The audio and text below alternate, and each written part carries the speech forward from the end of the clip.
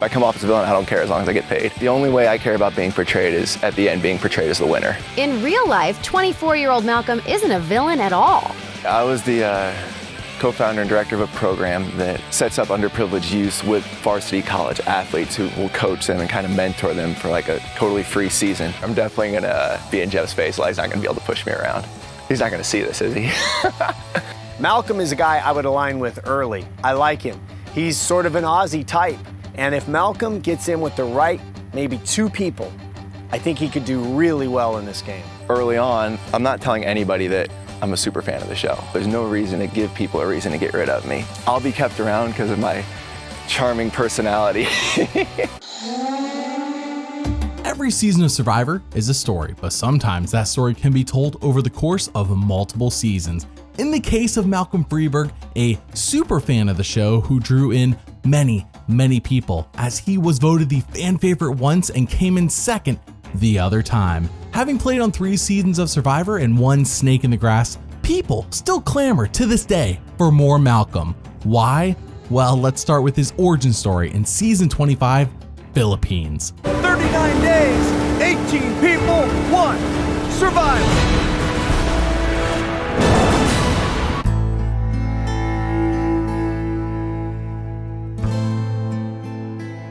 Season 25 sees Survivor in the Philippines for the first time ever, and what a welcome change of pace after not having been to a new location in 4 seasons. Malcolm Freberg, a 24-year-old bartender from California, is on the Blue Matsing tribe, and in a twist, there are 3 returning players here. Michael Stupin, who fell in the fire in season 2, Jonathan Penner, who got a knee infection in season 16, and Russell Swan, who almost died in a challenge in season 19.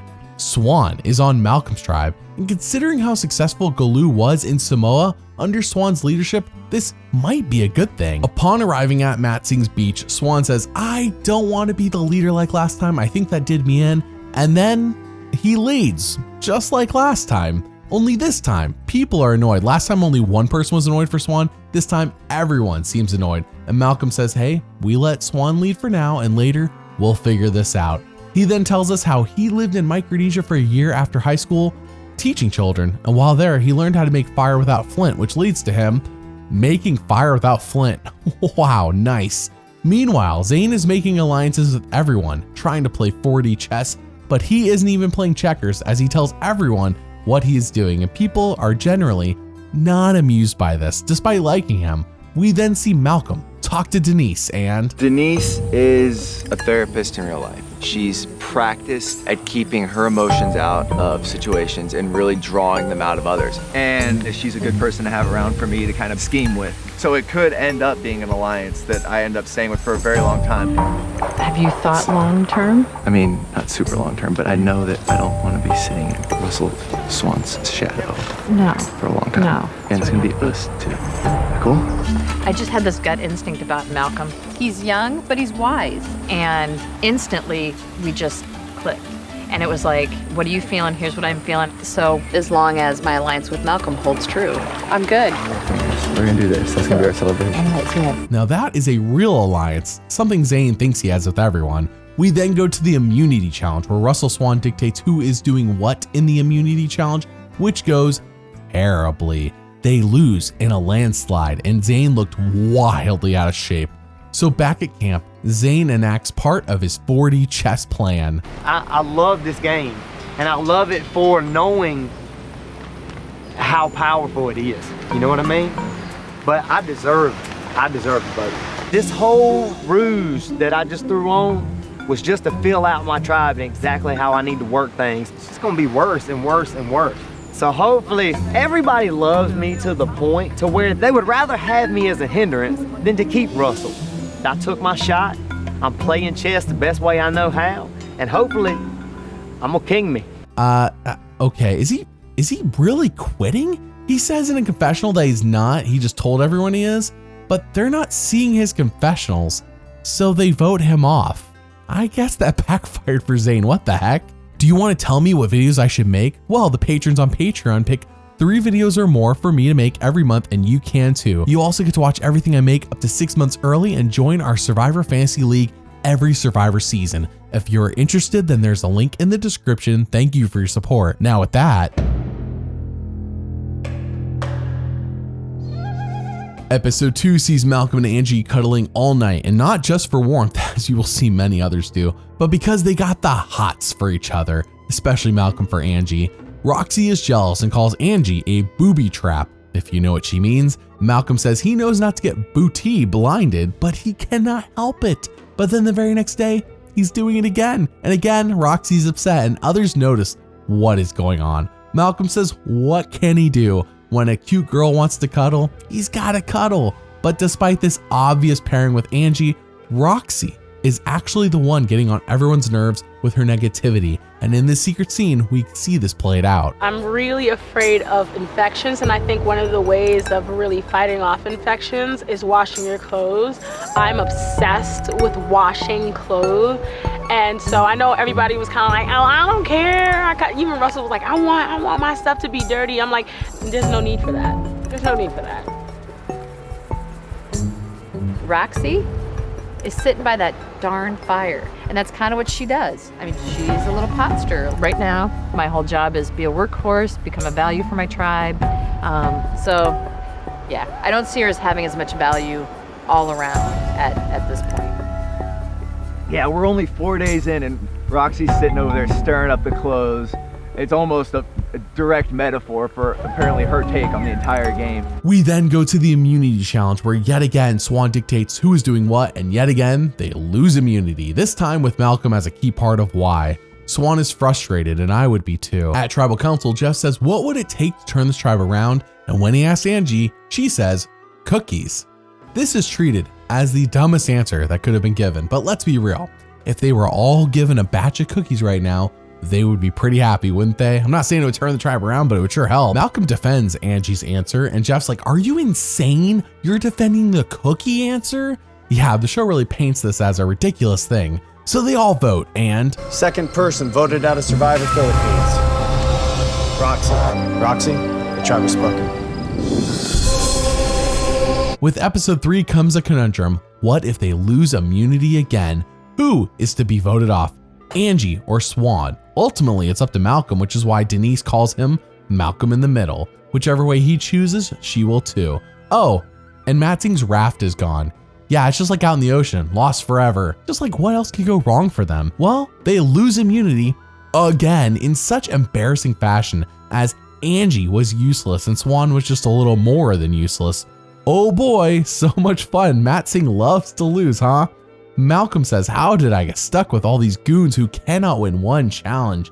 Well, it could have been worse. He could have been on Oolong. So they all vote at Tribal, and third person voted out of Survivor Philippines. Angie, the tribe has spoken. Good luck, guys. Here we go. Episode 4 is the turnaround, right? With Zane, Roxy, and Angie all gone and only the strongest remain, things should improve. It's quiet around camp. Somber, one might even say. But when Swan walks away, Denise and Malcolm go, let's search his bag to see if he has an idol. And they do, and they don't find anything. But they needed to know this either way. So it is time. Time for the immunity challenge. Swan says this time we win. Survivor's ready. Yo, this is a challenge that may go quickly, so falling behind could get you in trouble. Russell heading back for Matt Singh. Matt Singh's still in the lead. Matt Singh is now back. They're heading out for the final stage of this challenge.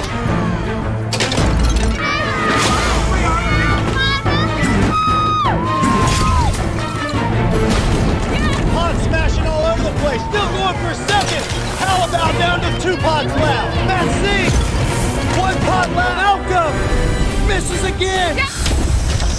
Yeah! How wins immunity and reward. Matt Singh loses for the 4th straight time. Same old crap. I just can't take this. You've been going on breaking pots, talking to I don't know who, if you're talking to God. I'm talking to God, Lord. I mean, Jeff. You're just a guy. I'm a guy who was formed by God's hands, a perfect creature. And as far as I'm concerned, that's the way I'm supposed to live my life, in excellence. And that means never failing. Yeah, right. Not everyone can succeed at everything. It pisses me off, but at the same time, logically, I understand. Dang, we know where this is going, and I sure hope Survivor does something, because if this goes like season 10 Palau, that means that Malcolm and Denise will compete in another immunity challenge as just the twosome, and then they're gonna have to compete in fire against each other when they lose immunity. I think Malcolm's got that. We know he can make fire without flint, but it's just a risky way to play this game, you know? Going into a tribe swap or even a merge just by yourself, that's rough. Well, in the meantime, Malcolm and Denise pretend with Swan that they're not gonna vote for him, they're gonna vote for each other. But in the end, they vote off Swan, leaving just the two of them. Malcolm says losing this much makes him want to cry, and yeah, I get that. He has been a Superman on a tribe full of misfits, but here in episode 5, I have many questions. You see, there's an idol at every beach, and in 4 episodes, no one has found Mat Singh's idol. People have found the idol on Tandang and Calabar, but not on Mat Singh. Russell Swan found the clue, so Malcolm and Denise have zero idea where it is. But then in episode 5, as it starts, magically they know to look intensely at the rice container, almost like someone told them to. It is so sus. In no past season has it been in the rice container. This is new. Malcolm is handed, he finds an idol, and finally Mat Singh is dissolved, and Malcolm goes to the yellow Tandang, and Denise goes to the red Calabar. Thankfully, they didn't have to do this like oolong. That would have been really bad. Malcolm wins his tribe reward, and upon arriving at the Tandang camp, he feels great. He has an idol. He's on the better physical tribe of the two, and Lisa even says that Malcolm is bringing some much-needed positive energy to this tribe. Awesome. So when Pete talks to Malcolm, when I saw Malcolm unwrap that yellow buff, I was ecstatic. I was always kind of wary about getting rid of Mike, but now we have another strong guy, probably even stronger guy, and he's probably not as stupid. Dude, don't go with them. They've been on, I was with them in the beginning. So Mike's been annoying since day one. Story after story. Plus we have the idol, so. Oh, you do? Yeah. They don't know that. Don't tell them. You and Abby have it? Information is power, might as well get all of it while I can. And it wasn't even that difficult for Pete to immediately say, oh, I have the idol. No one knows I have one. I'm like the stud football player from the rival school right now. Like, everyone wants to get to know me. Everyone's like pulling me aside, like, hey, I'll be your best friend. You don't want to hang out with those losers. Those guys stink. I'm not gonna lie, I'm enjoying it right now. everything Pete said is true, including Scoopin sucking hard. Remember that for later. Nobody likes Scoopin, and he sucks. This is important. Their tribe wins immunity, a welcome change of pace for Malcolm, and in episode 6, their tribe is low on rice. Partially because they've never been a tribal and have 7 members, but mostly because Scoopin sucks. Remember what I just said that a minute ago? Scoopin sucks, and he's constantly snacking on their rice supply. Like it's, I don't know, gummies. He's like, oh yeah, this rice will just cook in my belly. Like, dude, you're not supposed to eat the rice dry, you idiot. Malcolm then wins his tribe immunity, and with that comes the merge. With the merge comes the realization that Malcolm's tribe holds the numbers. They're up 7-4 if tribal lines matter at all. But more importantly is that his buddy Denise is still in the game. Yeah, go Denise, nice. But then comes an unfortunate event for Malcolm's game when... On the new beach, I thought, well, the guys are making the shelter. I'll just hang everybody's clothes out and get them some sun so we don't go to sleep with wet clothes. And then I picked up Malcolm's bag and I felt something. I discovered he had the hidden immunity idol in his bag. I was going to change clothes and hide the idol. I thought an hour would be a safe amount of time to assume that people would be eating and drinking and getting to know each other. Apparently the estrogen kicked in and we had to have our fucking clothes clean. Let me tell you this. What would you like to tell me? I didn't mean to. I knew it. I didn't mean to. I promise I didn't mean to. Oh my God, I immediately like, you've got to be I didn't mean me. to. You were my new mama, and that's just how it's gonna be. All right. It's the 3 of us to the end. Nobody knows about it. Okay. Malcolm promised Final 3 with me and Denise, and that's really nice, but you kind of have to take all that with a grain of salt. I do think that I'm not the only actor on this island, so I could be being played. I don't believe Lisa. She is bound to tell someone, as she should, but this is so bad for Malcolm. Maybe he can really make Lisa believe he wants to work with her since she is perceived as a non-threat and someone who just follows, but I don't know. Carter and Denise then win immunity, and the target for Tandang is on Penner. So they all vote at Tribal, and... Thank you. You're welcome. This is a hidden immunity idol. Any votes cast against Penner will not count. First vote, Penner, does not count. RC, that's 1 vote RC. Jonathan Penner, does not count. Pete, 1 vote Pete. Penner, 3 votes Penner, none of them count. RC, 2 votes RC. John Penner, does not count. Pete, 2 votes Pete. Penner, does not count. RC, 8th person voted out and the first member of our jury. RC, tribe has spoken. Tandang is up 6-4, and there goes the Calabaw idol, and Malcolm already knows where the other two idols are as well. What's wild is how him and Denise are being completely overlooked, but there's so much focus on this yellow versus red that blue is all but forgotten. Malcolm wants Penner out next, so of course, Penner wins immunity. Malcolm says, yeah, it had to happen. It's Murphy's Law after all. But remember how earlier Lisa discovered Malcolm's idol and said she would tell no one. Yeah, she told everyone. Malcolm has a hidden immunity idol for Matt Singh. The only way to get rid of him is to blindside him, so he has to think he's really, really safe. You've Matt Singh's idol, don't you? You sure? No. Somebody said I did? Someone said you did. Who said I did? Lisa? Pete confronts me about the idol, and my first thought was just lie. But already my heart's in my stomach, because if that rumor's out there, it's gonna come out eventually that I actually do have the thing. Malcolm freaked out. And I mean, that right there was enough of a reaction to just kind of know, like, look into his soul and be like, yo, he doesn't have the idol. So I don't really know what Lisa's trying to pull here. Sneaky. The plan is to vote off Pete, so they go to tribe where Malcolm says, Lisa threw me under the bus. She admits to this, by the way, and so he says, screw it. Here's my idol, everyone. Now you see it, and I'm going to play it for myself tonight to ensure my safety in this game. Then, for no good reason at all, Abby Maria reveals her idol to everyone else since Malcolm just did it. Wow. I mean, I'm unsure why she did this, but wow. So they all vote, and 9th person voted out and the second member of our jury. Jeff, the tribe has spoken. You know what pisses me off?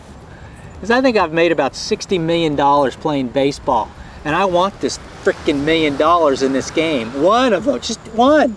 Are you kidding me? And it's not even $1 million. It's 600 grand by the time Obama takes it. These votes in the post-merge are really not going the way Malcolm wants, but Jeff was a Calabaw, so it ultimately worked out, and Malcolm still has his idol. Lisa then approaches Malcolm since she was busted for telling everyone, and he says, it's cool, Lisa, don't sweat it, it's just a game. And Lisa loves this because she's constantly playing with like this feeling of guilt weighing her down, and Malcolm not guilting her makes her feel more free. She likes this about Malcolm. Malcolm's team then wins reward, and while on said reward, You have boyfriends? No. No boyfriends? No. What about them? No. Right after I graduated, I taught elementary school in Micronesia for a year. Remembering all the good times I've had was a good reminder of how much I enjoy working with kids and how fulfilling that can be. God, why did I give this up? This means so much more to me than pouring drinks for, girls in bars. It really made me reconsider what I've been doing with my life for the past year, and it was a life-shaping experience for me. That is really cool to see, and it's moments like these that can make a big impact on someone's life. Scoopin then wins immunity, and I have to catch you up to speed on Abby Maria. I haven't really talked about her yet. She's super immature and not at all aware of what others think about her. She's mean and a villain and seemingly doesn't understand why. So when she loudly proclaims she caught a clam and Denise and Malcolm roll their eyes and make fun of her, we are told to side with Denise and Malcolm based on the storytelling. They then say, let's vote off Artist since there is no way Abby will play her idol for him.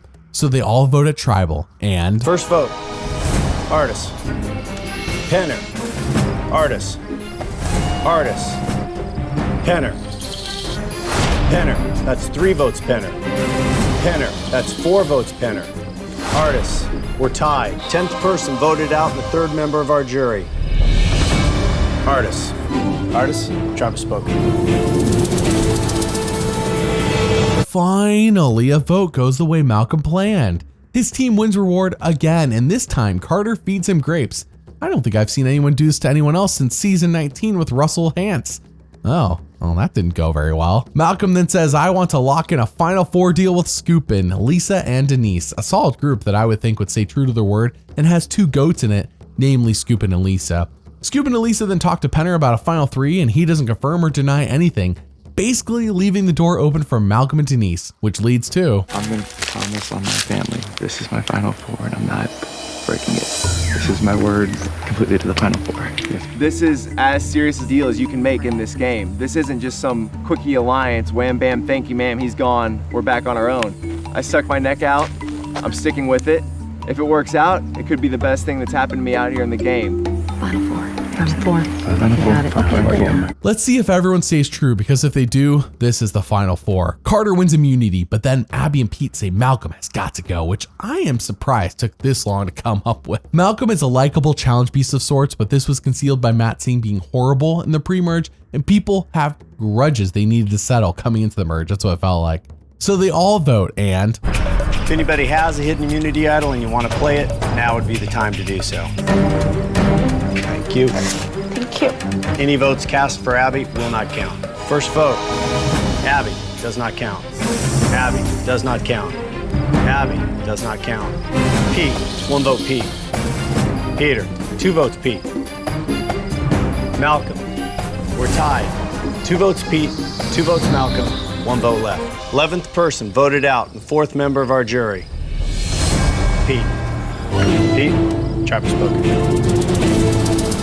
Malcolm's alliance is up 4-3, and yeah, they're golden, barring a flip. He wins donuts at the Survivor auction, and Abby Maria, she buys an advantage that is kept secret from everyone but her. So when she talks to Malcolm back at camp, I don't think I'm going home the next tribal. No? Nope. Abby's a bit like having a girlfriend who just doesn't get the message and won't leave even after you've broken up with her. She's bitter, she hasn't forgiven you. You're not getting the benefits of having a girlfriend around anymore. It's the worst situation possible. There's a 4th idol baby, and I have it. You have it already? You guys are gonna have to make some decisions at tribal tomorrow that are not gonna have to be me, I'm telling you. so Abby is trying to tell everyone that her advantage is not just an advantage in the next challenge, but also a clue to a hidden immunity idol. Wow, if true, that is, holy crap, that is way too much. Survivor never should have sold her that. But here's the thing. It's not a clue to an idol. She's just pretending it is. Abby Maria then wins immunity thanks to the advantage, and Malcolm says that's fine. Penner needs to go anyways. Abby is not a threat to win this whole game. At Tribal Council, Penner tries to talk some sense into Lisa and Scoopin by telling them how Malcolm and Denise will beat them at the end. True, but it's far too late for this change as they vote, and Denise. Penner. 2 votes Denise. Jonathan. Denise. Penner. 12th person voted out and the 5th member of our jury. Penner. Can I have a hug too? Yeah, no, I'm not gonna hug anybody else. Penner. Travis spoken. Keep your sunny side up and suck eggs.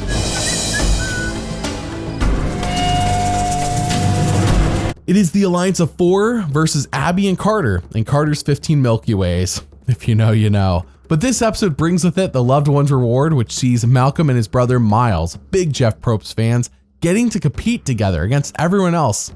I mean, come on. What chance does someone like Abby Maria's mom have against Miles? Obviously, they win reward, and with that, he picks Lisa and Scoopin, not Denise, to get to spend more time with their loved ones as well. I can only surmise that is to make them feel good about their Final Four agreement, whereas Denise is locked in no matter what. So back at camp, I gotta be honest, I feel like this guy Malcolm's a threat, man. My job is to remind my sister to think of this as a game, outwit, outlast, outplay the other contestants. Why don't you guys vote out Malcolm then? Wouldn't that be crazy? I do know it's a game, and I love this game, but I haven't been able to step outside of who I am outside the game to play the game. When somebody who knows me is able to remind me of the crystal clear picture, it was like, yay! I can play this game!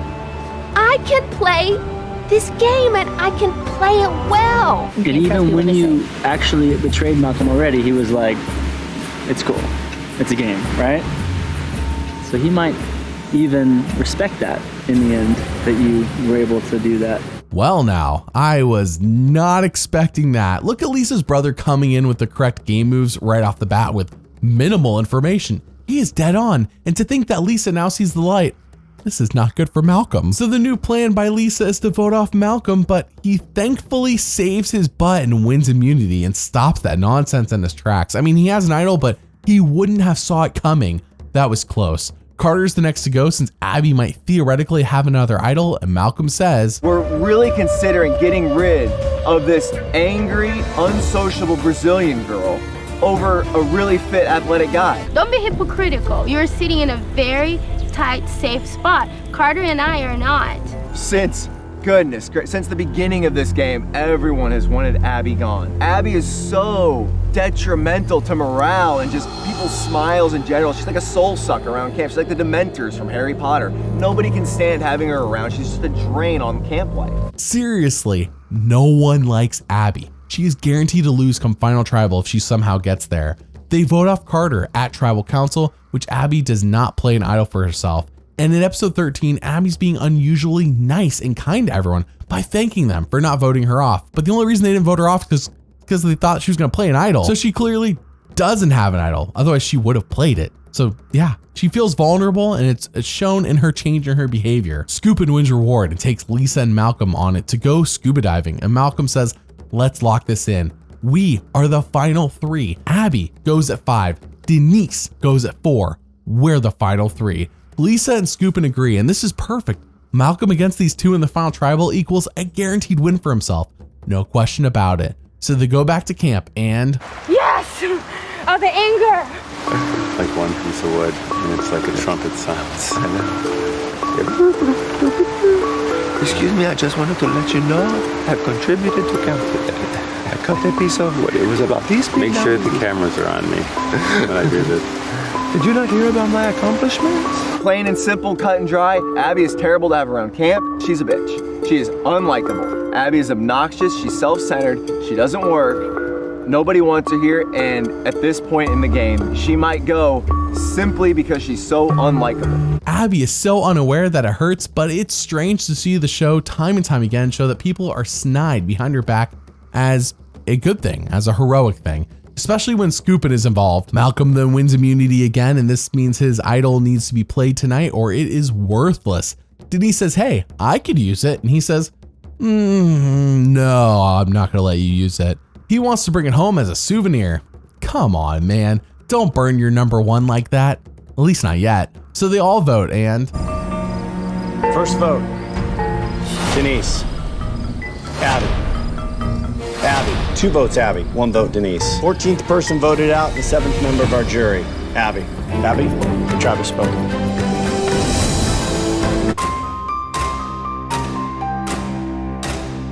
Here we are, finale time. It is Denise versus Malcolm versus Scoopin versus Lisa. Who will win it all? Well, Jeff starts off by explaining that Malcolm is the golden boy, which sounds a lot like he is the one we should be rooting for as an audience. I know my first time watching this season, that is exactly how I felt about him. Scoopin and Malcolm then reassure each other that Denise is next. Now, why doesn't Scoopin see Malcolm as a threat, you might be asking? The short answer is that he is delusional and a moron. But then Malcolm says, I know you're still thinking that, but we do need to solidify 3 somehow. Yeah. I'll make my proposal for me, because that's who I want. I mean, I want to be in that final 3. Are you willing to commit at all with me? Or at the very least, make it a tie, so Lisa and I have to make fire. Well, no, just make a decision. Just go with it. I've tried to approach Malcolm about going to the final 3 together, and he's just very hesitant to make any kind of commitment.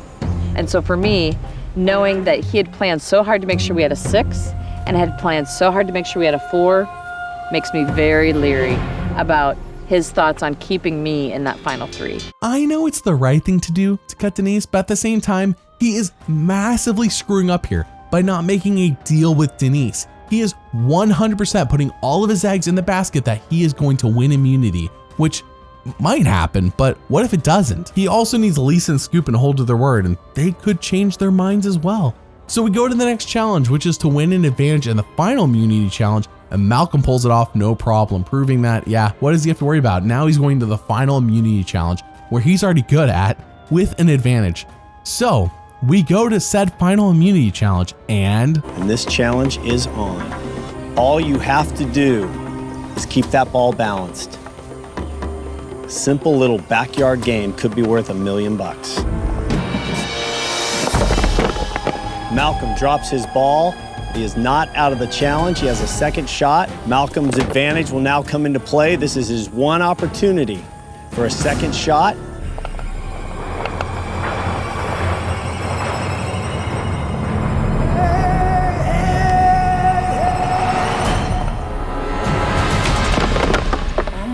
Just like that, Malcolm is out of this challenge, no shot at immunity. His fate in this game will now rest in somebody else's hands. Malcolm's one weakness, standing still. Just like Suri losing this challenge in season 16 Micronesia, if she won it, she wins the season. If Malcolm wins it, he wins the season. But now, he's screwed. Why? Well, Lisa and Scoopin will not be holding to their word, and Denise could vote with him to make it a tie like she asked for herself, but she won't. Why would she? He wouldn't make that deal with her. She knows Malcolm was not going to give her that same courtesy. So they all vote, and first vote, Malcolm. Denise, 1 vote Denise, 1 vote Malcolm. Malcolm, 2 votes Malcolm. 15th person voted out and the 8th and final member of our jury, Malcolm. Malcolm, Travis spoken. I can honestly say, daydreaming, sleeping at night, you know, tossing and turning in bed since I was 12 years old, thinking about being out here. This part never factored in any of those scenarios. I just imagined I'd be in the final 3. I was already, thinking when I was gonna get my oversized check where I'd frame it in my house, like since I was this tall. This is a shocker. This is, the best laid plans of mice and men, and it hurts a lot to fall from what I thought was the top of this game. Malcolm came so close. He was an extremely likable, charismatic, chill dude who was also good at this game. Dude survived Matt Singh and a tumultuous post-merge game that saw votes not go the way he wanted, along with some erratic gameplay by others, and ultimately, he kind of screws himself in the end. He tried ruining the one player that got him to where he was in Denise, but it is him trying to get Denise out that ended his own game. I think there is indeed a scenario where he does get to make fire against Lisa in the final 4, but he messed that up by not simply telling Denise what she wanted to hear or by being more open-minded. Does Malcolm beat Denise in the final 3? I mean, it's possible and he done messed it up, but let's see how his life was on Ponderosa after he was voted off, but before final tribal council. Doc said I only lost 10 pounds, which is a little surprising. Usually people get off Survivor and they've lost 20, 30 pounds. They're just really emaciated frames. And I think I look, this is the skinniest I've been since golly, must be middle school at this point. They're the final 3, yeah, one of them gets $1 million, but I really think America is tuning in to see me and my questions, my heat. I'm bringing the heat, I'm the closer. My role in it isn't done. I have to make $1 million decision, possibly tonight. I planned on laying into him a little bit. They turned on me. I want answers. I want justice, damn it. But don't fret, as Malcolm is back 1 season later, which filmed less than a month after his time on season 25. And can Malcolm do what others have done prior, namely Russell Hantz, Amanda Kimmel, and Rupert Bonham, who all played back-to-back seasons and made it to at least the final 4? Well, knowing that I was coming out here for a second season back-to-back, my mind's still very much in the game, and I'm not really considering the sentimental value of Survivor right now. I'm more thinking about how I have to get rid of 19 other people. I recognize everybody out there. I know how they played the game before. Malcolm's an obvious favorite. I don't think there's any explanation needed. He has everything you want in a Survivor contestant except $1 million check. You're gonna get a lot of the same me the second time around for sure, with a few modifications. I've learned some things, some tricks that didn't work that I thought would. I've learned that there's some aspects of my behavior that aren't necessarily as charming as I thought they might be. And so there's definitely gonna be some modifications, but for the most part, you're gonna get the same me the second time around. 39 days, 20 people, 1 survivor.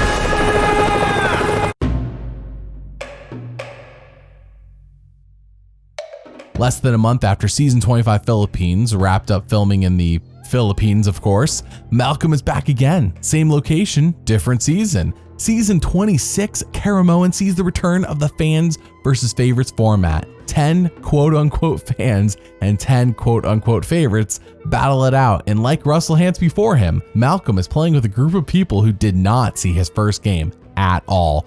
Jeff reintroduces us to Malcolm by saying he is one of the most popular people to ever play the game, which is a bold statement considering he lost the fan favorite award last season to Lisa Whelchel. But when the fans try to see him, as expected, there's zero reaction. Like, they don't respond at all to him showing up. They're like, who is this guy? I mean, yeah, that makes sense. The favorites then win reward on the backs of Malcolm and Corinne. And upon arriving on their beaches, I think the fans, from my assessment, are on the Matt Singh beach from last season. And the favorites are, I'm not sure if this is correct. I think this is the original Calabar beach, or maybe it's somewhere new. You tell me. Anyways, Malcolm says, I am the new kid, the unknown factor, and I need to do my best to make a good first impression. Now, there are a few people here worth mentioning. Eric, who gave immunity to Natalie. Have you ever heard about that? Do you know Eric gave immunity to Natalie? Well, he's now a favorite. Brandon Hance, who is back only 6 months after being ripped apart on live TV by his uncle Russell, and Philip Shepard is here, weirdly enough trying to play like Boston Rob. Despite trying to play like Boston Rob, he's still doing the Stealth RS thing, and that's important.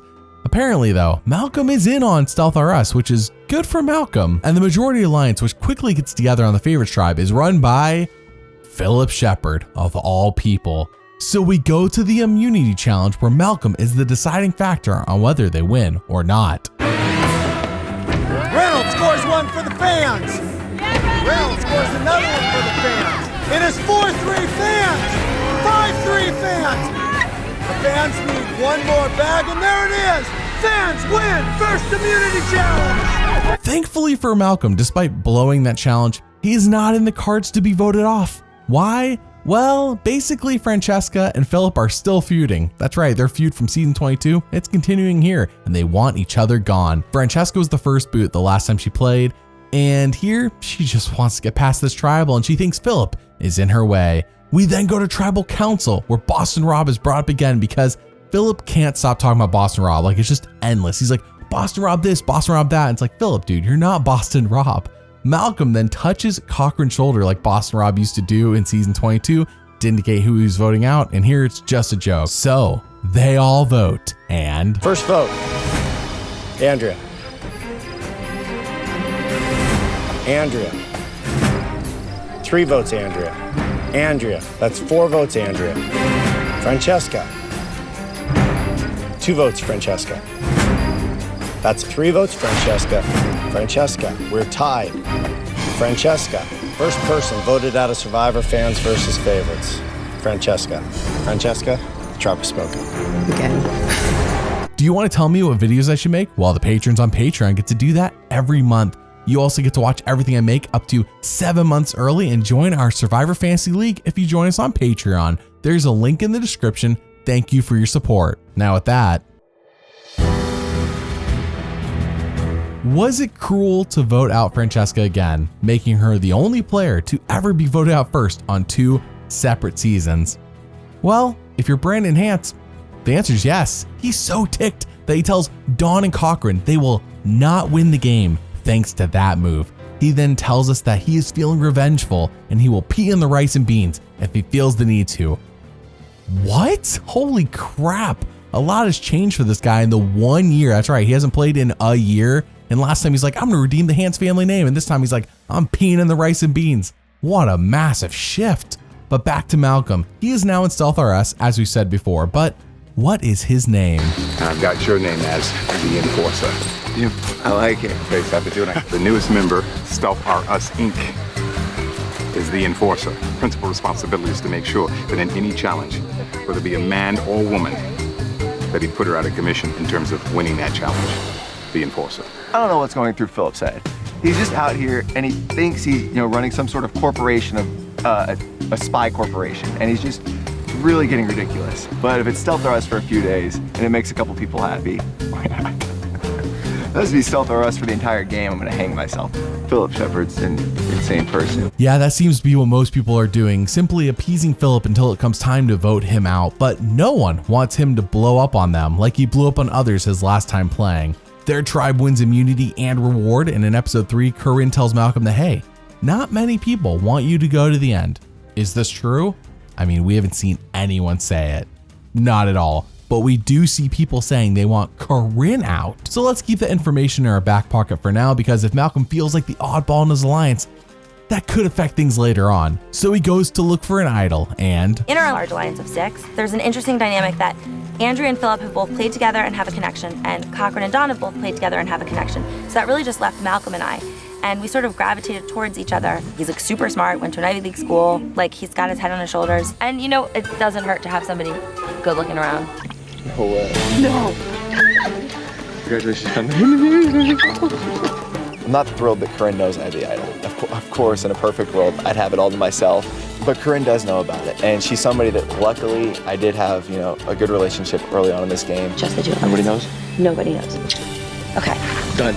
Heyo, and he didn't even need production to hint, hint, wink, wink like I suggested they did last season at the Matsing tribe. They then win immunity and reward, and that reward gives them Tata the Bushman, a small fellow who knows a lot about how to survive in the wilderness, loves the ladies, and basically no one really understands much of what he is saying, but he is wildly entertaining. Malcolm even compares him to a Filipino Gollum, and Cochran says, if I approached the ladies the same way Tata did, I would be thrown in jail. But then some strange events occur. While swimming in the pond at their camp, Brandon tells Eric that if things don't go the way he wants them to, then he is burning this camp down. I mean, first it was peeing in the food, now it's burning the camp down.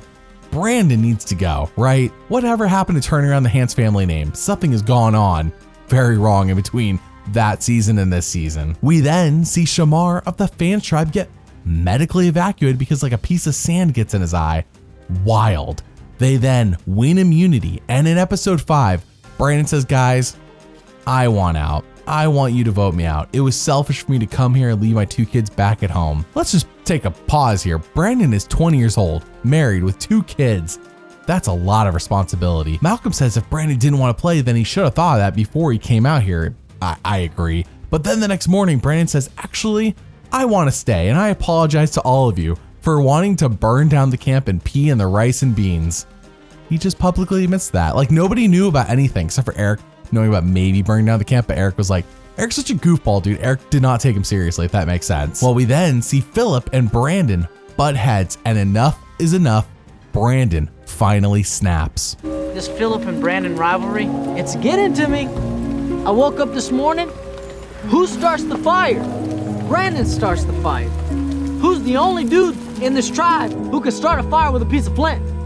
Brandon. So I don't need no old 54-year-old punk bitch telling me don't bite the hand that feeds you. He doesn't feed me. I'm a Hans. I feed me. Brandon! No, Brandon! Come on, Brandon! Brandon, out now. Stop it. Stop it. Stop, there's blood. Hey, Phil! Here's a reason to vote me out, you little... Huh? With your stealth all rust book, huh? I'm the author of my fate, buddy. I'm the author of my fate. What the heck? Brandon has been planning out something like this for the entire season and probably before the season. And as soon as Philip did just enough to make him snap, it was all that he needed. One day I will need to make a Brandon Rise and Fall video to dive deep into exactly what happened. But until then, just know he snapped and the favorites go, yeah, we're gonna forfeit this immunity challenge and just go to tribal. So let me help you out a little bit, okay? They don't respect anything about the fans. That's bull, Corinne. Complete bull. Okay, Brandon. Don't play miss, I'm cool with the fans, period. And Philip speaks so highly of himself. Stop talking about yourself. Boston Rob took you to the end of the game. You didn't do anything. You were made fun of, and you come here and you tell me don't bite the hand that feeds you? I feed myself. You need to grow up. You need to shut up. Okay, why don't we just cut to the chase? We're having tribal council right now. You good with this? I'm good with it. All right, 6th person voted out of this game. Brandon Hans. good riddance. I cannot imagine living at camp with someone like that. Brandon needs some serious help. So the next episode begins and a tribe swap is here. Good, because Malcolm is on the new Goda tribe and man, they are stacked when it comes to challenges. They win immunity in a blowout and Reynolds and Eddie of the fans immediately throw Sherry under the bus and say she sucks so hard, and Malcolm loves this. So far, I couldn't ask for more from a really dysfunctional group of people you're gonna join up with.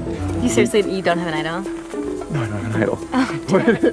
This dream Because your dream is like putting it in your head. I keep thinking. I looked when Andrea, she had a dream that I had the idol last night. It's sitting in my wrist right next to her head.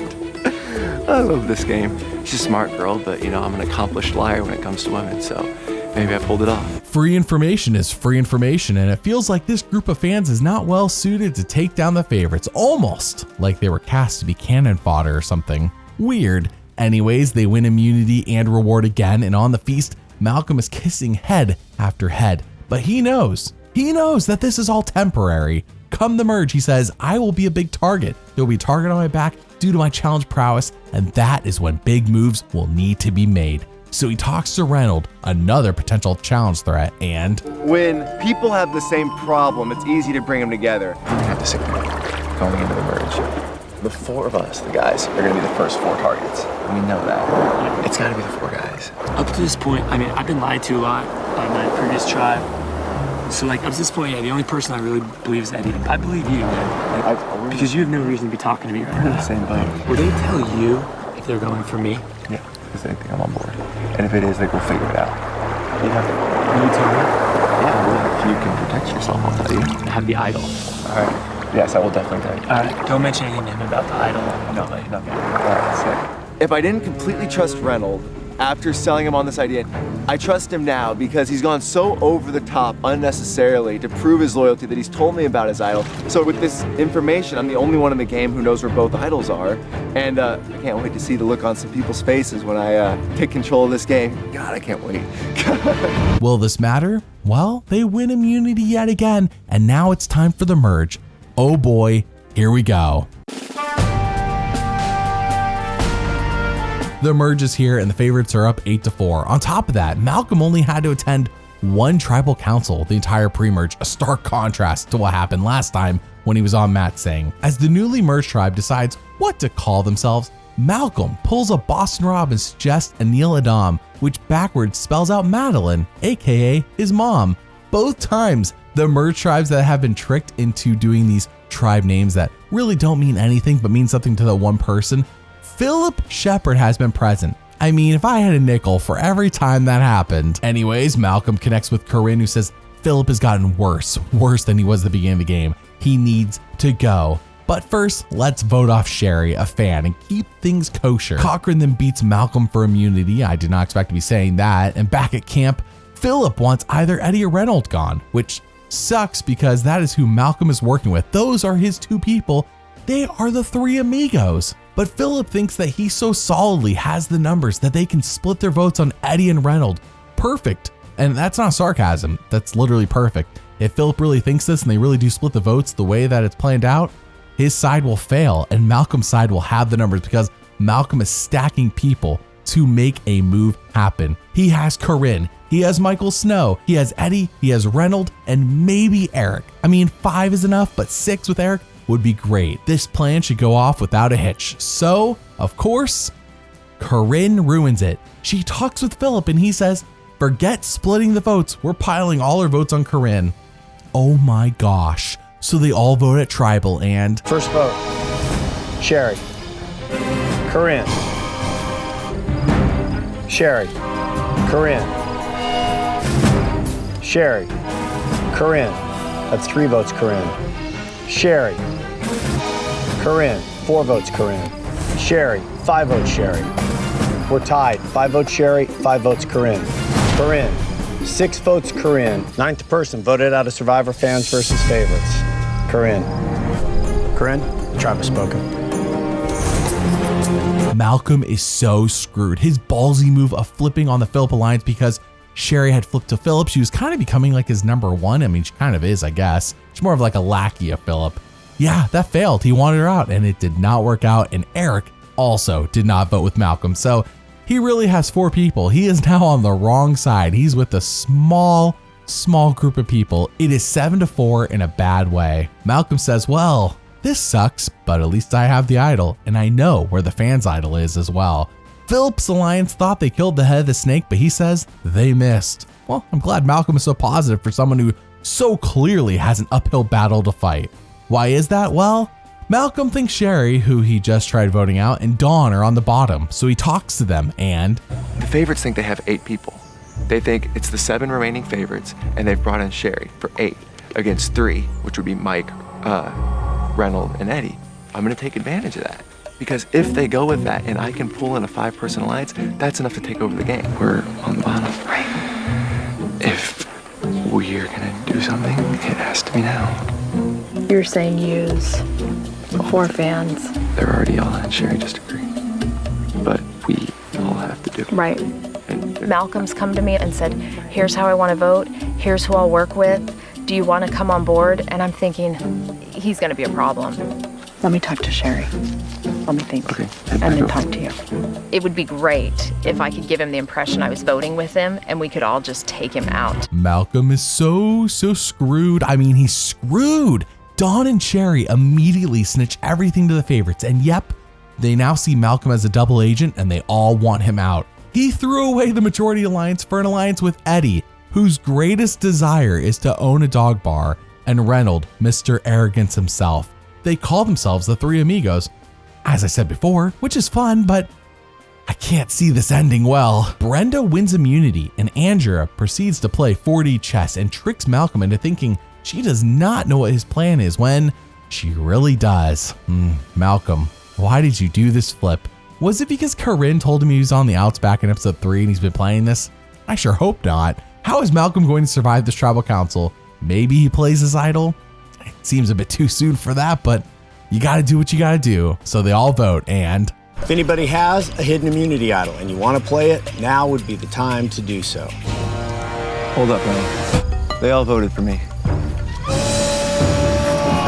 So Reynolds gave his idol to Malcolm. Any votes cast for Malcolm will not count. First vote, Andrea. Andrea. Andrea. 3 votes Andrea. Reynolds. 3 votes Andrea, 1 vote Reynolds. Michael. Michael. Michael. Michael. 5 votes Michael, 3 votes Andrea, 1 vote Reynolds. 10th person voted out, and the first member of our jury, Michael. Michael, tribe has spoken. Just about everything I tried to do went wrong. I tried to bring in the person I thought was on the bottom, who was Dawn. Dawn was never with me. Dawn was never gonna be with me. Tomorrow we're gonna go find that hidden immunity idol again. Tomorrow we have to wake up and search. Yeah, find it tomorrow. If there's any silver lining, I still have an idol. I still got some power, just a little bit. It's not a whole lot, but I'm not going down without some fireworks. We might be at the bottom, but we're not going next. Yeah. Well, I might be. I'd rather be my own man than be a puppet for Philip. Well, I am surprised Malcolm convinced Reynolds to play his idol for him, but it was all for naught because Michael Snow went out anyways. Just one of Malcolm's numbers. The majority alliance has this game in the bag, and it is so bad. Philip says Malcolm doesn't have an idol, so he's the next to go. Are you sure about that, Philip? Are you sure about that?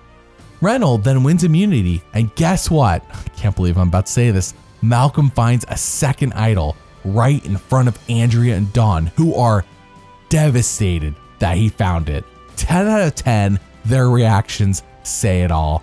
Burn them, Malcolm, burn them all. So at Tribal Council, him, Eddie, and Reynolds, the 3 amigos, enact their super secret plan. Myself, Eddie, and Reynolds are on the outs. We're kind of like we have the plague or something. But this is supposed to be a game, so we figured we'd do something about it. And tonight we're gonna try to. So this is the other immunity idol I've been hanging on to. I'm giving it to Eddie. The looks on faces. Andrea can't even look up. It's like I want an individual pause button, and I want to hit pause on the other 9. I know, for 1 vote, we've got control. Oh my God. 1 of the 7 of this very tight group are going home. So we're gonna be safe tonight, but tomorrow morning, the situation's not really changed. We're gonna be down 6-3. We understand that, but we'll just throw it out there. The 3 of us are voting for Philip. Oh man, I have so many thoughts from seeing this, but let's keep it straightforward. Was it exciting? Of course. Was it the right call to reveal they have idols to everyone? Some might say no, but I think yes. However, where I think they screwed up was telling everyone they're gonna vote off Philip. By doing so, they're letting the majority vote the same way they were going to anyways and let the 3 amigos do the dirty work. If they had not announced their target I think this majority alliance would probably scramble because none of them want to go. The vote could be super messy in a way that would reveal their alliance dynamic, so people will do anything they can to be safe, but by saying, hey, we're voting Philip, they're like, well, we can kind of let that happen, right? It's a mistake. So they all vote, and if anybody has a hidden immunity idol and you want to play it, now would be the time to do so. Cute. Eddie and Malcolm both played their idols. Any votes cast for Eddie or Malcolm will not count. First vote, Malcolm. Does not count. Eddie does not count. Malcolm does not count. Eddie does not count. Eddie does not count. Eddie does not count. Philip, 1 vote Philip. 2 votes Philip. 11th person voted out, the 2nd member of our jury. Philip, the tribe has spoken. Thank you.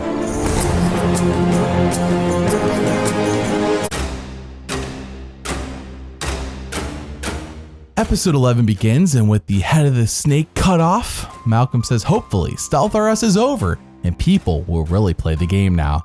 The thing is that they have been playing the game, Malcolm.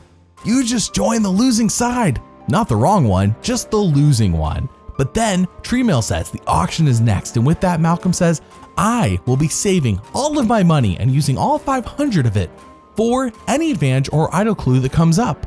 So when the auction begins, first $20 gets cold beer and peanuts. Malcolm. Oh no. So fast. I've literally been prepping myself for hours. You're not gonna eat. I might have just shot myself in the foot for this game for a beer and some nuts. What? Is Malcolm an alcoholic? Why did he blow any money on the beer and nuts when he needs it for an advantage? What the heck, dude? What the heck? While he doesn't win the challenge advantage, as Cochran gets that instead, he does thankfully win the immunity idol clue with his remaining $480. He got a little lucky there, let me tell you. And he gets to read an idol clue for 60 seconds. He doesn't get to take it back to camp, he just gets to read it and hope he remembers it. Why is this how it works? I don't know why. Just cuz, I guess. So back at camp, he scrambles and looks for the idol, but Andrea is all over him like a hawk, and it also seems like Malcolm doesn't really know exactly where the idol is. Like, it really would have been helpful to have that clue in his pocket. I don't know why they didn't let him have it. This all results in him finding nothing. He says, even if I were to dig in the right spot, Andrea's gonna dig right next to me and she might find the idol instead and steal it. I mean, you gotta take the risk, dude. You could get hit walking across the street checking your mail, but it's a risk you gotta take. Cochran wins immunity thanks to the advantage he bought, and Malcolm says, new plan, we're going to trick everyone into thinking I have the idol. Okay, well, does it work? The idea is they have to think we have an idol and that we're willing to play it tonight. And our best bet is them thinking that I have one because of what I bid on at the auction. And they need to think I have it. So I took the wrappings from the last one I found, put it in my pocket and tried to make like I dug it up. Let me see it. No.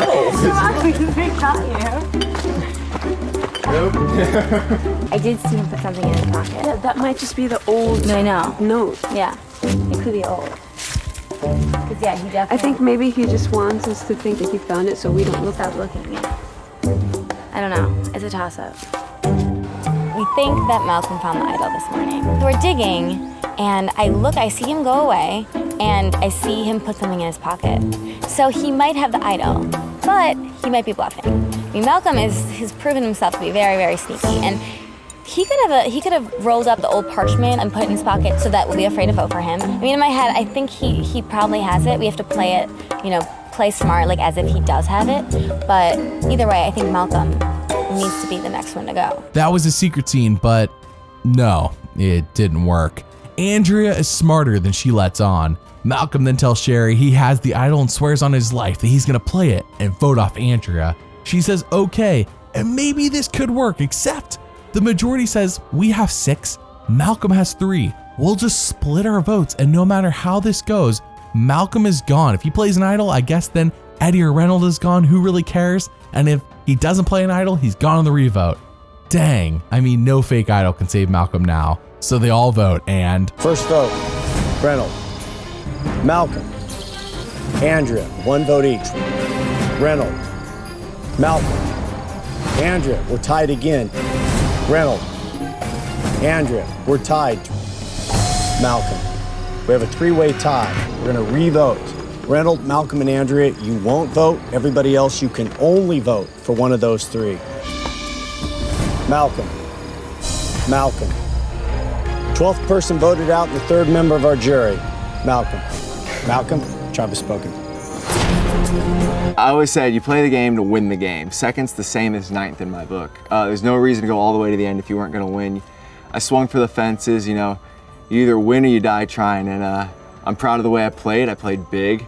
I made a couple moves that were pretty gnarly, and you know, I wouldn't have changed it. I had to fight from the beginning out here. I started out on the bottom, and if I could have been a cow and made it a few more days, I wouldn't have done it. I like the way I played this game. I don't know, I hope everyone wakes up and starts playing the game instead of just mulling around waiting for somebody else to lop their heads off. There's a lot of cows out there right now, and there's 1 or 2 people that are gonna take their heads off soon if they're not careful. And I think I can already pick out the final 3 probably. If you look at it on paper, Malcolm didn't do as well, but yet, I think he was way more fun this time around. He was clearly warmed up and played a lot more joyful and loose game than he did on season 25. He was hungrier this time to win and played an exciting game, and while it ultimately did not work out, thanks Corinne, it did make for a game that I would genuinely want to watch again over his time on the Philippines, where he was much safer and ultimately could have won. But while on Ponderosa, after Philip tells Malcolm that, hey, I would have voted for you if you reached final 3, which is kind of a surprise given how Malcolm ruined Philip's game, Malcolm tells us how he gained back 20 pounds after season 25 got done filming. He then lost 22 while playing on this season, and only 6 days later, after being voted out, he's already gained back 17 pounds. That is a wild amount of fluctuation in his weight, which Malcolm states it is a miracle he does not have stretch marks. So Reynold is voted off, which leaves Eddie as the last remaining 3 amigo on the jury. Eddie's on-island fling, Andrea, is voted off, and when she comes to Ponderosa, it is still just a bunch of guys hanging out. Andrea's a very cute girl. She's still a guy. She grew up on a farm in Wisconsin. She can run with the boys. There's a bloody fight scene in a movie we're watching. I cover my eyes. She's like, oh yeah. She's a guy's girl for sure. See that, Eddie? Eddie's not here yet. The joke's on you. I got myself voted out. Jump on the sword. It was all part of my plan.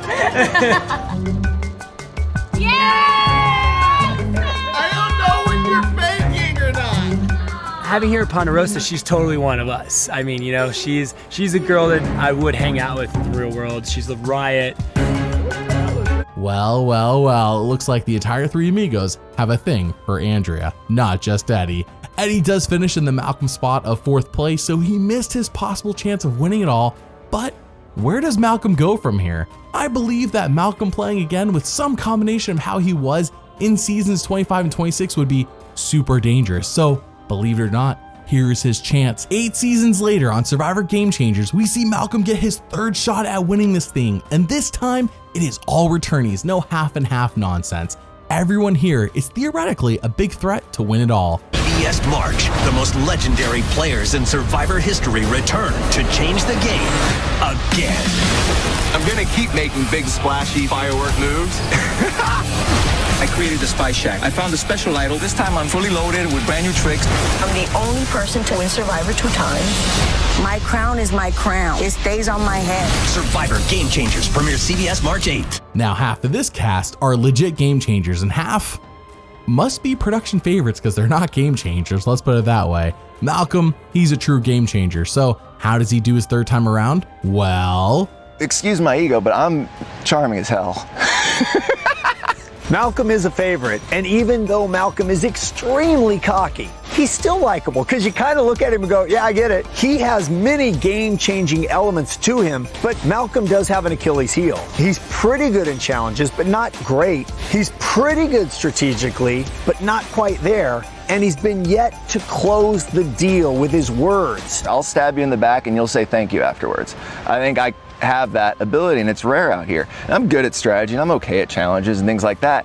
But what I've got to do is be ruthless enough to stab people in the back and trust in myself to still get them to say, please, sir, may I have another afterwards. 39 days, 20 people, 1 survivor. Here we go, season 34 Game Changers. Half the cast lives up to their name and half do not. I kind of said that, but it needs to be emphasized because it's very important. Malcolm is of course a game changer and he is on the Mana tribe, while Andrea is back as well from season 26 and she is on Nuku, so they're on separate tribes. Everyone else, he has not played with them before. Malcolm says the last time he played, he swung for the fences, and this time you can expect no less. He is a game changer after all. Both tribes scramble to grab supplies on the ship, and when they arrive at their camp, everyone knows this is an important time to bond and talk and connect, and to not try to be by yourself. Hey, you guys do nice. I'm out. I'm looking for the idol. Where's he going? He said I'm out. I'm looking for the idol. He's serious, I bet though. he is. I thought they would all be chasing me.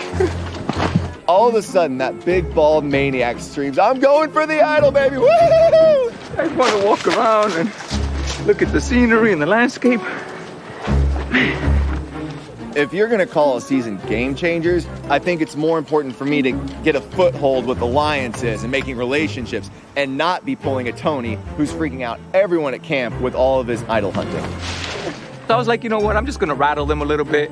So I was thinking they were gonna all chase me, and if they were all chase me, I would stop and say, guys, I'm just kidding, I'm messing with you.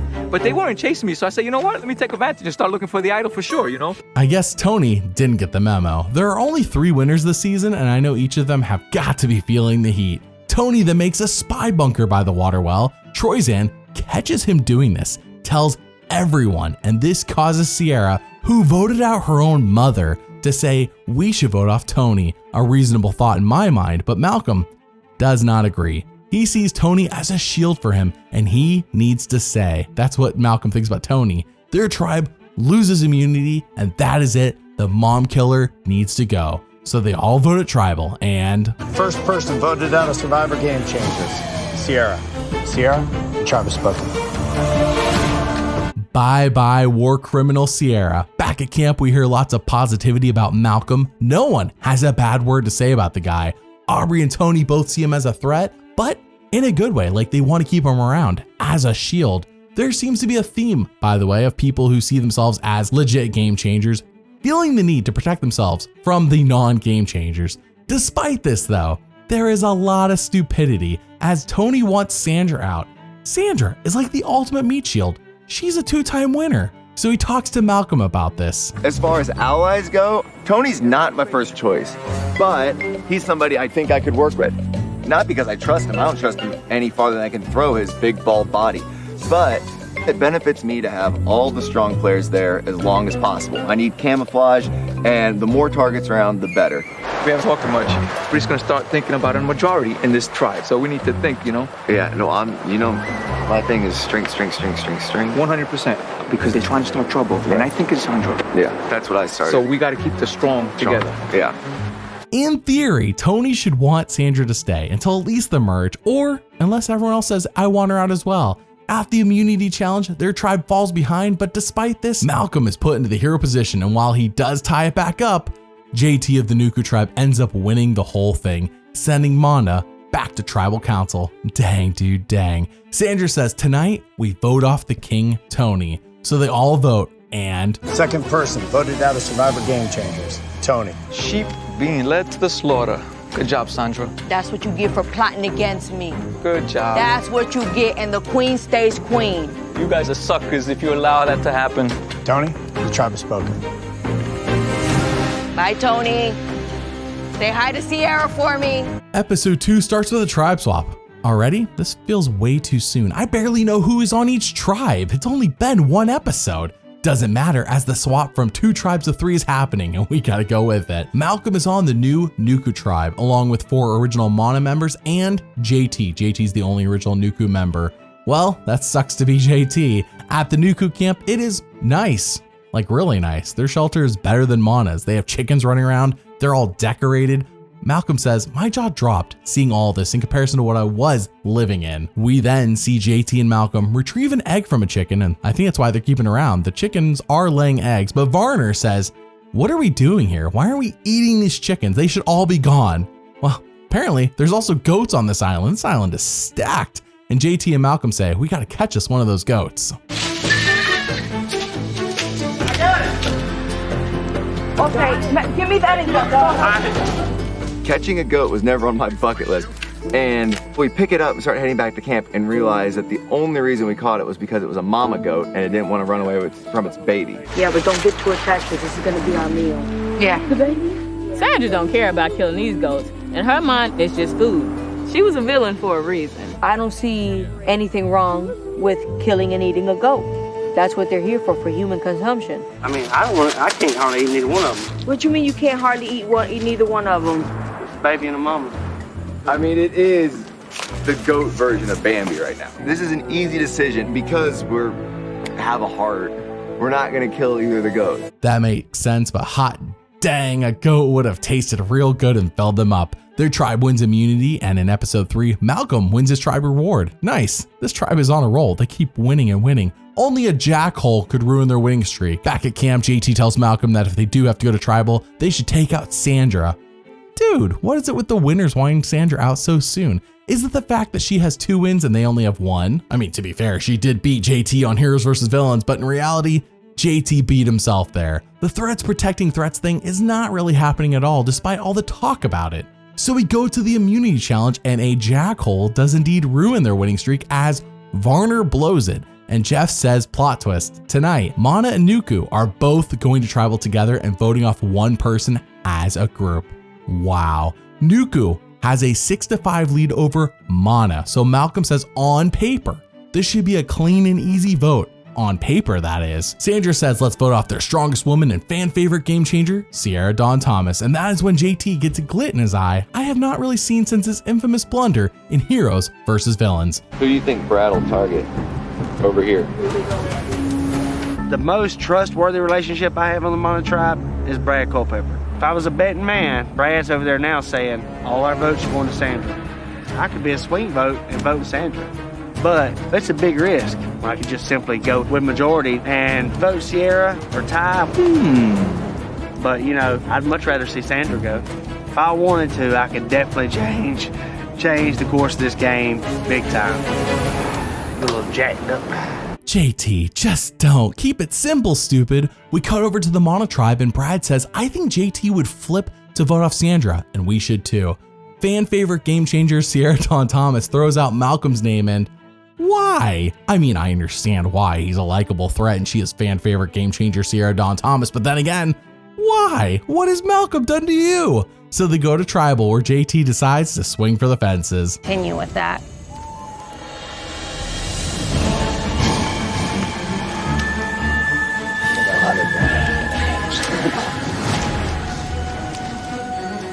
I want to point out 2 things here. One is that no one has ever stood up at tribal and caused all this ruckus, aka a live tribal council, not since Jeff shut it down in season 4 when Kathy Vavrick O'Brien tried. And second is that JT gave away who they're voting for free. He didn't have to do that. He could have told Brad who he was going to vote for, meaning Sandra, without revealing who his tribe is gunning for as well. Why does this all matter? Why am I up in arms about JT doing this big swing? I think I'm gonna give it to Pretty Lady. Here you are. Thanks, Sierra. Thank you. Any votes cast for Sierra will not count. Sierra does not count. Sierra does not count. Sierra does not count. Sierra does not count. Sierra does not count. Sierra does not count. Malcolm. Malcolm. That's 2 votes, Malcolm. 4th person voted out of Survivor Game Changers. Malcolm. Malcolm, tribe has spoken. JT's not getting a Christmas card. Stupid kid couldn't keep his mouth shut. Wants to stay buddy-buddy with Brad. I can't tell because everybody's whispering. Even looking back on it, I'm trying to think of what I should have done different besides hog-tie JT to his damn chair in tribal. Yeah, I know it's a game, but you know, I'm not gonna play in a Super Bowl. It's one of the biggest things I'll ever be a part of. Ty had an idol, and just like in Heroes vs. Villains, JT's assumption screwed up everything, except it didn't get JT out this time. It got Malcolm. Malcolm did nothing wrong. Dang, dude, dang. So that was the last time Malcolm played on Survivor as of now, but come 6 years later, he graced our TV screens again on the short-lived strategic show, Snake in the Grass. He is playing with Yule from season 13, Earl from season 14, and Jeff from Naked and Afraid. How did it go? Well, one of them is the saboteur, aka the snake, and over the course of 2 days, they're gonna be trying to figure out which one of them is that snake. Now, I'm gonna keep this a secret from you, but I want you to take your guess if you don't already know, and let's continue. If everyone votes for the snake at the end, they split the $100,000. But if they don't correctly vote for the snake, then the snake wins all that money. We then catch up with Yule, who says, I've been on Survivor twice. First time I won really gave me that boost of confidence that I think I was missing for much of my life. I'm naturally a very introverted and shy person. Because of that, I've learned to try to confront my fears and my anxieties. When you get to go off and do something crazy like this, you take it. I am so glad he was asked to play on the show, though I am thinking he is acting a bit strange when he says these are the people he would want to be with during a zombie apocalypse. Yeah, forget your wife and kids. I want to be with Jeff from Naked and Afraid. Oh yeah. But then the host gives everyone their first clue as to who the snake could be. Life growing up was rather tough. You might say it was even rough. The snake played sports and gave it their all. They really liked ones with a ball. Interesting. Earl says he trusts Yule and wants to work with them, but then we get our first challenge. They have 30 minutes to find 5 snake puzzle pieces underwater with these metal detectors. If they can find them and put together the snake, they get the second snake clue. We see Malcolm find the first piece and he hands it off to Earl, who throws it and loses it in the ocean. Great. Yule says he expects a lot more of Earl. Jeff then finds the second and third piece, but they run out of time. They fail. They are then told to hike to their camp where they get to sleep for the night, and a third snake clue is hidden somewhere around there. Yule and Malcolm talk, and they both kind of suspect Earl at the moment. But then Yule is the one who finds the third clue at their camp. Hey, found something, guys. You found the clue? Yeah. The snake went to college, which is real keen. Their college walls were leafy green. From time to time they had to cram. And he even passed the bar exam. Who's a lawyer? I'm a lawyer. So we learn that Yule is a lawyer and he went to Stanford, but Malcolm went to Dartmouth and was a bartender. Jeff says the way that Yule talks doesn't seem authentic to him, and it makes him very suspicious. In fact, Yule to him talks like he's reading off a mental teleprompter. And while it's harsh, it's kind of true. I get what Jeff's saying. Yule, he's trying very, very hard to convince me that Earl is the snake. I have to go with my gut right now. What is going on here? At every turn. Yule's avoiding me and not talking to me. That's very suspicious. Is he the snake? If he's a snake, he might not feel comfortable coming to somebody he knows that I might see through it. We then see their second and final challenge where they must assemble a raft, reach the buoy in the ocean, and get the key off the top of it and from underneath. If they can get them both and reach the host in 25 minutes, they get the final snake clue. Yule notices Earl isn't really trying that hard, and when they reach the buoy, Yule gets the key on top but dives down 6 times and can't find it underneath. Or is Yule purposely not getting that key?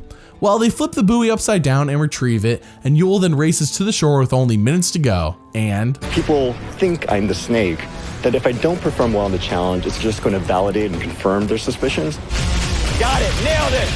Got them both right here. I'm looking at him and he finally makes him like, good job.